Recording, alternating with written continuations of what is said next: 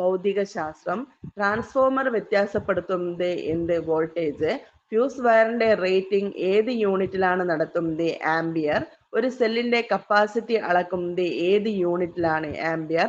ഒരു DC generator ഏതു നിയമം അനുസരിച്ചാണ് പ്രവർത്തിക്കുന്നത്?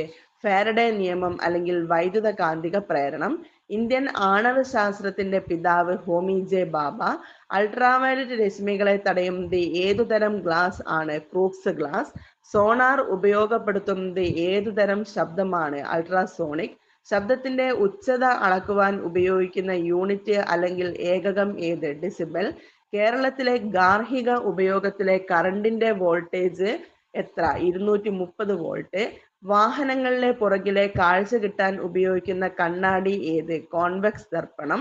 മഴത്തുള്ളികൾ ഉരുണ്ടിരിക്കുന്നതിന് കാരണമായ പ്രതിഭാസം പ്രതലബലം അല്ലെങ്കിൽ സർഫേസ് ടെൻഷൻ.